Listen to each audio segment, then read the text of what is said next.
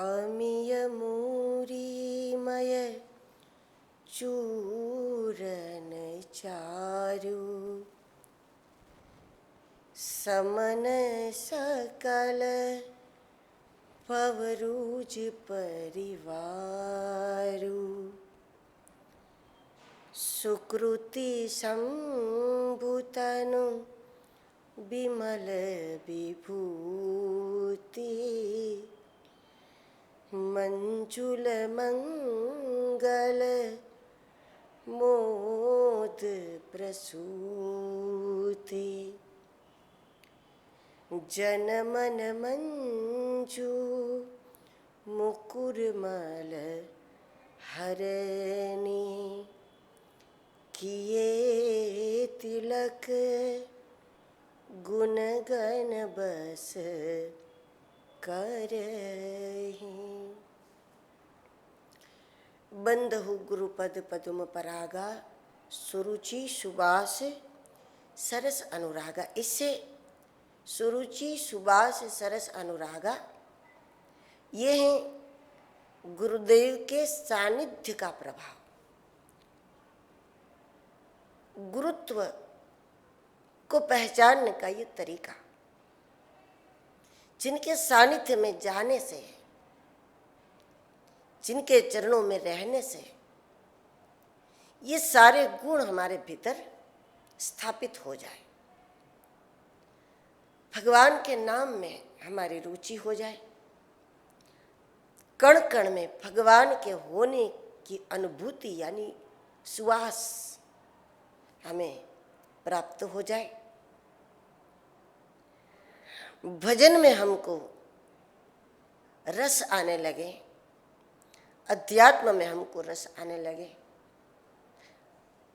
जैसा रस संसार की बातों में आता था अब उसमें नहीं आ रहा।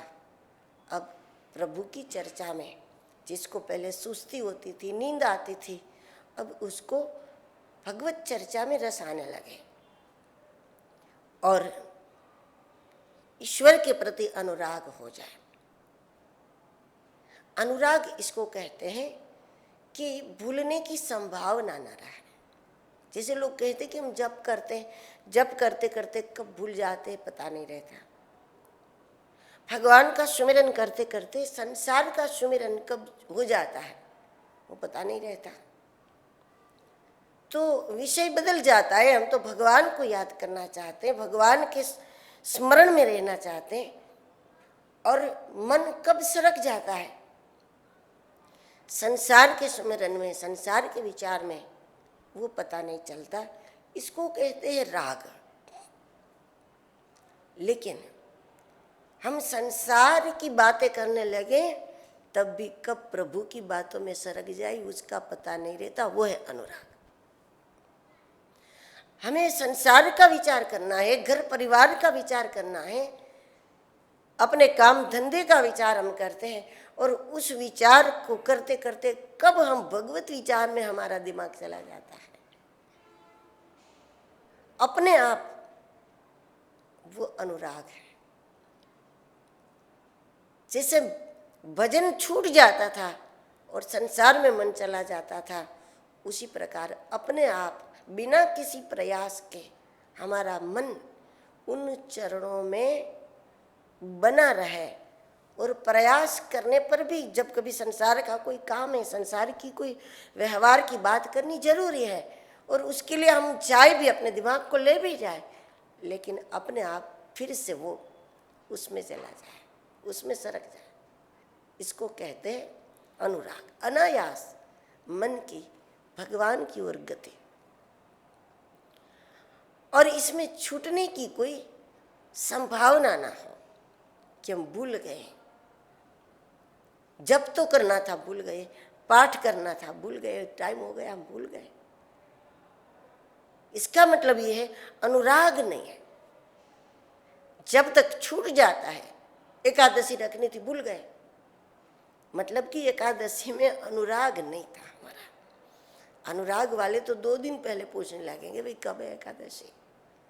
अगर एकादशी में अनुराग होता तो इस प्रकार परमात्मा में जब अनुराग होता है तो अनुराग में भूलने की गुंजाइश नहीं होती। अपने आप उसी का बार बार जब सुमिरन होता है, बार बार उसकी स्मृति होती है, तो स्वाभाविक है कि कैसे भूलेंगे। एक प्रकार का जैसे किसी को लगा हुआ रोग हमको लग जाए तो फिर कैसे आ गया वो रोग मालूम भी नहीं, लेकिन किसी का रोग जब हमको लग गया तब ऐसा होता है। इसी प्रकार जिनके सानिध्य में आते जाते रहने से, जिनके चरणों में रहने से, उनके भजन का रोग, उनके प्रभु प्रेम का रोग जब हमको लग जाता है तब इस प्रकार का रोग बन जाता है जिसको अनुराग कहते हैं। ये गुरुत्व की पहचान, रंग रूप से तो पहचान नहीं सकते। संन्यास में हो सकता है, गृहस्थी में हो सकता है, भगवे रंग में हो सकता है, किसी भी रंग में हो सकता है। हम कैसे पहचाने गुरुत्व का? लेकिन गुरुत्व की पहचान है, एक रोगी की पहचान है कि बार बार उसको मिलने से वो लग जाएगा हमको। बस यही पहचान है गुरुत्व की कि सुरुचि सुबास सरस अनुरागा, ये बिना किसी प्रयास के हमारे जीवन में स्थापित हो जाए। बहुत सालों बाद ये मालूम पड़ता है कि अरे ये कैसे आ गया, ये गुण मेरे में कैसे आ गया। घर में तो था नहीं, किसी में परंपरा में नहीं था, बाप दादा में नहीं था, बचपन में हम ऐसे थे नहीं, और ये गुण कैसे सिद्ध हो गया हमारे अंदर। तो इसका उत्तर यही होता है हमारे पास कि वहां जाने के बाद हुआ, किसी के संग के बाद हुआ। तो वो संग हमारे लिए गुरु का है, ये गुरुत्व की पहचान है। बाकी जानकारी बहुत स्थानों से हमें प्राप्त हो जाती है, वो गुरु हमारे लिए वंदनीय जरूर है, लेकिन वह समर्पण वाली बात नहीं होती। परमात्मा किसी न किसी को तो निमित्त बनाते हैं। जब एक लता को भी ऊपर चढ़ना है तो उसको कोई बाड़ मिल जाती है। किसी बाड़ पर जब लता चढ़ जाती है तो अपने आप तो वो चढ़ती नहीं, तो परमात्मा उसको कोई ऐसी बाड़ दे देते हैं। फिर हो सकता है उसमें कांटे भी हो उस बाड़ में, लेकिन परमात्मा ने वो सपोर्ट दिया उसको। इसमें व्यक्ति का अपना भी प्रारब्ध है, भगवत कृपा भी है। लेकिन आध्यात्मिक रूप से हमारा गुरु स्थान जहाँ हम समर्पण करें, वहाँ हम बिना सोचे उनकी आज्ञा का पालन करें, बिना ही विचार करी अशुभ जानी। वो स्थान जिन जिन को आप गुरु कहते हैं, जिन जिन को गुरु मानते हैं, वो सारे स्थान ऐसे नहीं है कि बिना ही विचार करी अशुभ जानी। हाँ, उनकी बात हमको विचार में ठीक लगी और हमने जीवन में उसको अपनाया। लेकिन ब्रह्मनिष्ठ गुरु, तत्वदर्शी गुरु, वो एक होते। तो गुरुत्व की पहचान है। कोई कोई गुरु उनके सत्संग से, उनके उपदेश से हमारे भीतर सुरुचि सुवास सरस अनुरागा कर देते हैं। लेकिन जो ब्रह्मज्ञानी है, जो तत्वज्ञानी है, उनकी तो चरण रज में केवल आसन लगाने से धीरे धीरे ये गुण आ जाए। यह गुण साधनते नहीं होई, क्योंकि प्रयास पूर्वक कोई ये गुण दे भी उसका टिकना संभव कम है। प्रयास पूर्वक ये सारे गुण सुरुचि सुवास सरस अनुरागा हम अपने जीवन में लाए भी, तब भी उसके टिकने की संभावना कम है। लेकिन कोई ब्रह्मनिष्ठ गुरु की शरणागति के बाद जब ये बातें जीवन में आ गई तो वो जीवन बन जाता है। पिघल गई एक शक्कर पानी में, दूध में, दुनिया का कोई प्रयास उस शक्कर को उस पानी और दूध से अलग नहीं कर सकता। इसी प्रकार कुछ दिव्य गुण हमारे जीवन में घुल मिल जाता है, उसके बाद दुनिया का कोई दृश्य हमारे अंदर से उस गुण को बाहर नहीं करेगा। किसी की बात है उस गुण को बाहर नहीं करेगी, और यहाँ तक कि हम स्वयं भी उस गुणों को अपने जीवन से अलग नहीं कर सकते। फिर कहीं भी जाए, कहीं भी रहे, किसी भी माहौल में रहे, देखो गुरुनिष्ठ व्यक्ति कितनी भी विलासिता में वो जा कर के रहेगा, लेकिन उनका सिद्धांत, उनका दर्शन, उनका विचार, उनकी नीति, उनकी रीति, वो तो वही रहेगी। विलासिता में जाकर वो रजोगुणी नहीं हो जाएगा। विलासिता अपनी जगह पर और इसकी गुणों की दिव्यता अपनी जगह पर, वो उसी में रमता है, उन्हीं गुणों में, क्योंकि वो गुण सिद्ध हो गए, पानी में शक्कर की तरह जीवन में घुल मिल गए वो गुण। वो कोई तत्वज्ञानी कर सकता है। इसलिए सुरुचि सुवास सरस अनुरागा, और गुरुदेव को वैद्य बताते हुए अमिय मूरिमय चूरन चारु समन सकल भव रुज परिवारो। अब तुलसीदास जी चूर्ण बता रहे हैं, किस चीज को? अभी 1 मिनट पहले बंद हूँ गुरु पद पदुम पर आगा के रे गुरुदेव की चरण धूलि को नमन। तो क्या धूलि को औषधि कह रहे? अभी तक गुरु वंदना में जो बात हुई वो सब मतलब कि गुरुदेव नरसंग बने, उनकी नकारात्मकता, उनका क्रोध, उनकी डांट फटकार। दूसरा, गुरु वचन सूर्य किरण बने, मतलब उनकी वाणी, उनके वचन। और तीसरा, गुरु का सानिध्य। चौथा, गुरुदेव की चरण धूलि को नमन किया है, तो मतलब है कि अपने आप को, खुद को गुरुदेव की चरण रज समझने वाले जो कोई सफल शिष्य है, उनका सानिध्य भी साधक के लिए औषधि का काम करता है। ऐसे ऐसे गुरुनिष्ठ प्रत्यक्ष में मिल जाए, या फिर ऐसे गुरु भक्तों की जीवनी पढ़ने को मिल जाए। शिवाजी को पढ़ें, विवेकानंद जी को पढ़ें, ऐसे जितने भी गुरुनिष्ठ हैं उनकी जीवनी को पढ़े, उनकी जीवनी को समझे, जिसने अपने आप को गुरुदेव की चरण रज से भी छोटा माना,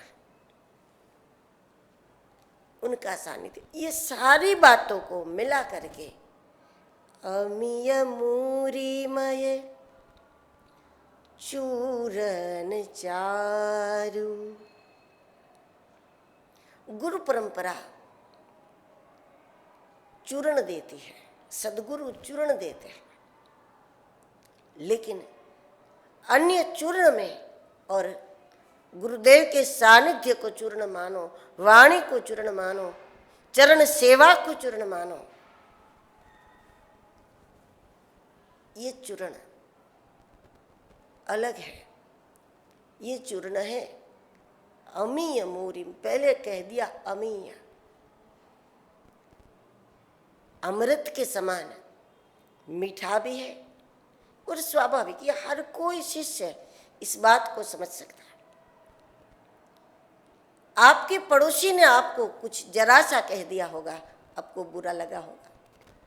घर में किसी ने कुछ कह दिया होगा, रिश्तेदारों में कोई जरा सा भी कुछ व्यंग कर दे तो जिंदगी भर इस बात का बुरा मानोगे, उनके प्रति मन में द्वेष रखोगे।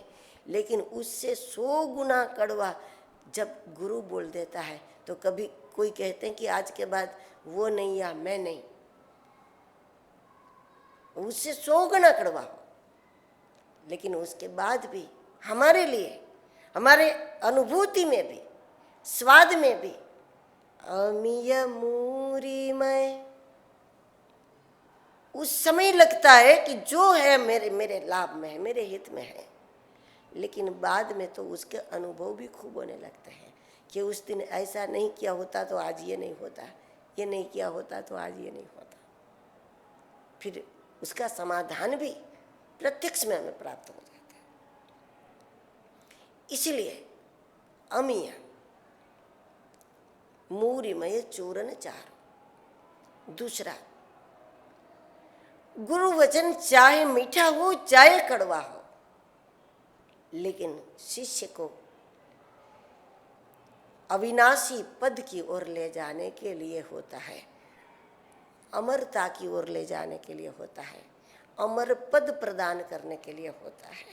जैसे वैद्य का लक्ष्य मरीज का स्वास्थ्य होता है, फिर वो चाहे मीठी दवाई दे चाहे कड़वी दवाई दे, लेकिन उसका हेतु है वो उसको स्वास्थ्य प्रदान करना है।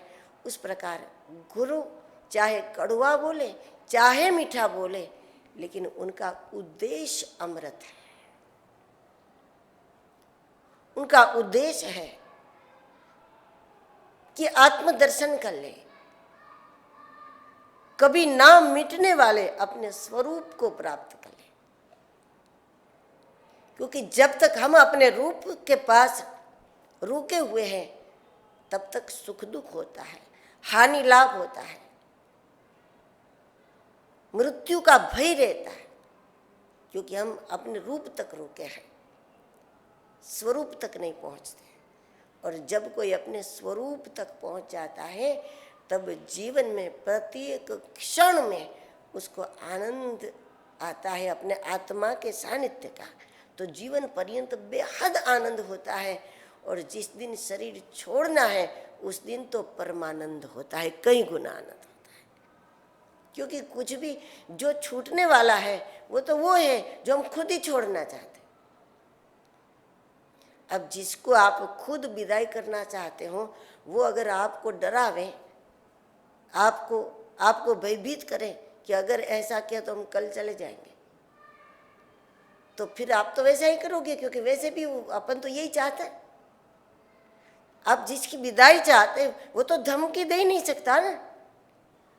जिनकी जरूरत है, जिनको रखना चाहते, जिससे हमारा लाभ है, अगर वो धमकी दे कि हम कल चले जाएंगे, वो तो अगर बर्तन साफ करने वाला भी धमकी दे तो लोग डर जाते हैं कि कल से नहीं आएंगे। तब भी चिंता बन जाती है कि भाई ऐसे ऐसे कैसे चले जाओगे, हम क्या करेंगे। लेकिन जिससे कोई मतलब ही नहीं, हम खुद ही चाहते हैं कि कब जाए, और वो अगर धमकी दे तो फिर क्या फर्क पड़ता है, उसकी धमकी चलेगी नहीं, उसी धमकी से कोई डरेगा ही नहीं। उस प्रकार जब हम स्वरूप को पहचान लेते हैं गुरु कृपा से, मृत्यु के पहले जब हमारा विचार, हमारी सुरती जब अपने स्वरूप में लग जाती है, आत्मा की ओर चली जाती है, तो उसके बाद जब तक जीवन है हर पल आनंद है। आनंद इस बात का नहीं है कि घर बड़ा है, पैसा ज़्यादा है, नहीं, आनंद इस बात का है कि उसको अपने स्वरूप का सानिध्य है, स्वरूप की अनुभूति है, आत्मा का आनंद है। और जिस दिन शरीर छूटने का क्षण है तब शरीर धमकी नहीं दे सकता, क्योंकि वैसे भी छोड़ना है। उसके पहले तो हम उसको छोड़ने की जल्दी करते कि जाओ, हमें कोई काम ही नहीं शरीर का। तो ऐसे में मृत्यु का कोई डर नहीं रहता। गुरु का उद्देश्य अमृत है। वाणी चाहे मीठी हो कड़वी हो, व्यवहार चाहे अच्छा हो या बुरा हो, लेकिन गुरु का उद्देश्य अमृत है। इसलिए अमीय मूरिमय चूरन चारु,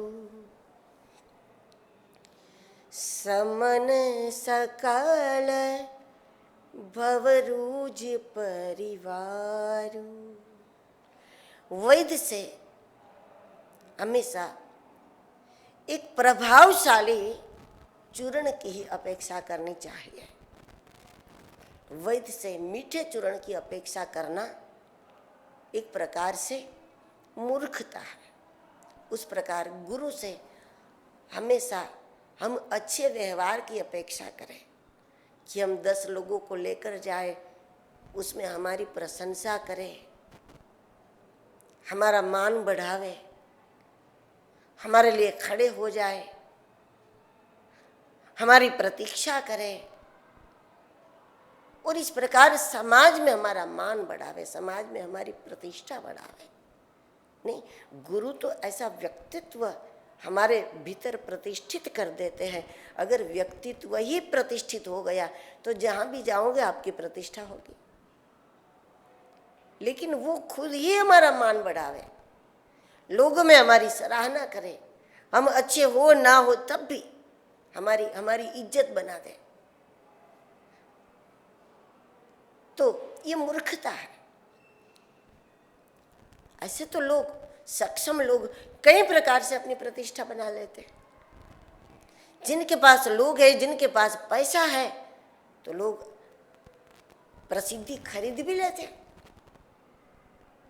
पैसे लगा करके भी हर 2-4 दिन में अखबार में हमारे बारे में कुछ छपना चाहिए। पैसे लगा करके लोग कई कई प्रकार से खर्च करके प्रसिद्धि खरीदे, लेकिन खरीदी हुई प्रसिद्धि का क्या भरोसा, क्योंकि योग्यता है नहीं। और बिना योग्यता के केवल पैसे के द्वारा जब कोई प्रसिद्धि को खरीदते हैं, वो खतरा है, बहुत बड़ा खतरा है। ऐसे लोग, जिसने पैसे खर्च करके प्रसिद्धि को खरीदा है, वो उस ऊंचाई से गिरते हैं कि रिपेयरिंग भी नहीं हो सकता। जरा सी ऊंचाई से कोई गिरता है, चोट मोट लग जाए, कुछ लगाई ले दवा, ठीक हो जाए 2-4 दिन में। लेकिन जिसने धन का उपयोग, जिसने संपत्ति का उपयोग, जिसने लक्ष्मी का उपयोग नारायण को रिझाने में न लगा करके बस अपना नाम छपवाने में, अखबारों में बार बार चमकने में, इसमें जिसने उसका उपयोग किया है, उससे तो जगदम्बा भी नाराज हो। और एक समय ऐसा आएगा कि वो प्रसिद्धि उसको फटाफट बहुत जल्दी ऊंचाई पर ले जाएगी। और जब वो गिरते हैं तो किस ऊंचाई से गिरेंगे कि फिर उसको ठीक करना, उसको जोड़ नहीं पाओगे। फिर बाद में जो बात बिगड़ी उसको सुधारना भी असंभव हो जाएगा। इसलिए महापुरुषों ने दुनिया में फैलने का प्रयास नहीं किया है, दुनिया में स्थापित होने का प्रयास किया है कि हमारे विचार स्थापित हो जाए, हमारा जीवन किसी दूसरे के जीवन में स्थापित हो जाए। क्योंकि जो फैल जाता है वो उड़ जाता है, एक दिन गायब हो जाता है। कहीं पेट्रोल ढलता है तो कितनी तेज उसकी स्मेल आती है, लेकिन कब तक, क्योंकि जल्दी फैल गया ना, जल्दी फैल गया और फिर कुछ ही घंटों में वो उड़ जाता है, नामो निशान नहीं रहता। पैसे लगा कर के खरीदी हुई प्रतिष्ठा का कोई भरोसा नहीं, वो जाएगी, लेकिन वो सीधे सीधे जाती भी नहीं है, वो पिटाई करके जाती है, वो सीधे नहीं जाती, वो सजा करती है। इसलिए सद्गुरु ऐसा व्यक्तित्व प्रदान करते हैं अपने शब्दों के द्वारा। तो गुरु के पास हमारा मान वो बढ़ावे, हमारा सम्मान बढ़ावे, लोगों में हमारी कोई कीर्ति हो जाए, ऐसा वो व्यवहार हमारे साथ करे, ये अपेक्षा मूर्खता है। क्योंकि यहाँ स्पष्ट बात है कि वो तो वैद्य है, और किसी डॉक्टर के पास जाकर के कहो कि मजेदार दवाई दे दो, अब वो तो हलवाई को आप कह सकते हो कि मजेदार चटनी दे दो, बहुत टेस्टफुल पकौड़ा बना दो, ये सब हलवाई के साथ बात हो सकती है। लेकिन किसी डॉक्टर के पास जाकर के कहोगे कि बड़ा टेस्टी स्वादिष्ट चूर्ण दे दो, तो वो कहेंगे तुम गलत जगह पर आ गए हैं। क्योंकि मैं कोई रसोई बनाने वाला नहीं हूँ, मैं तो दवाई बनाता हूँ। ये तो चूर्ण देते हैं, अमीय मूरिमय चूर्ण चारु। और इसे चूर्ण से क्या होता है, छोटे छोटे रोग नहीं, समन सकल भवरुज परिवारु, भवरुज परिवारु, परिवार सहित भवरोग की समाप्ति होती है। भवरोग का परिवार, भवरोग में कौन डालता है, कौन ले जाता है नरक में? कौन ले जाता है जन्म जन्मांतर में? काम क्रोध मद लोभ सब नाथ नरक के पंथ, ये सब परिवार है।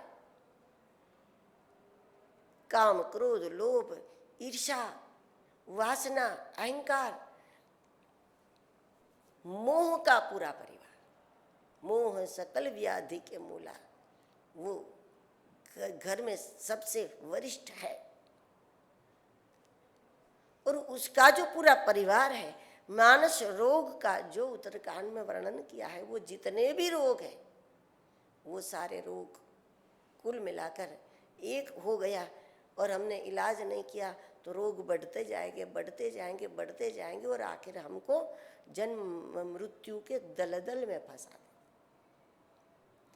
कुएं में फंसने से भी बहुत भयानक परिस्थिति होती है दलदल में। दलदल कहते हैं कि जैसे कोई कमरा पूरा गेहूं का भरा हो, गेहूं से भरा हो, और अन्न का गेहूं बाजरा जो भी है उसमें जब ऊपर से गिर गए और उसमें फंस गए तो जैसे जैसे निकलने की कोशिश करोगे तो उस गेहूं में उस बाजरे में अन्न में उतरते ही जाओगे। निकलने की जरा सी भी कोशिश अंदर ही ले जाएगी। जब वो अन्न से भरा हो तो हमारी कोई भी हरकत हमको बाहर नहीं करती, हमारी सारी हरकत हमको अंदर की ओर ले जाती। ये जन्म मृत्यु का जो दलदल है वो इस प्रकार का है, क्योंकि जन्म होता है इस कारण से कर्म होता है और कर्म के कारण फिर जन्म होता है। ये दलदल नहीं हुआ तो क्या हो? जैसा कर्म करो, और कर्म तो हो गए, जन्म हुआ तो कर्म तो हो गए, और जब कर्म करेंगे तो सारे के सारे कर्म चाहे हमने जिस तरह किए वो सब एक चिट्ठी को भी हमने दुख पहुंचाया है, हमने पीड़ा पहुंचाई, हमने मारा है, उसका हमने ख्याल नहीं किया, तो ये सब हमको ये कर्म बनता है। बड़े से बड़ा व्यक्ति वही है छोटे से छोटे जीव पर जिसका ध्यान है, वो ही बड़ा है।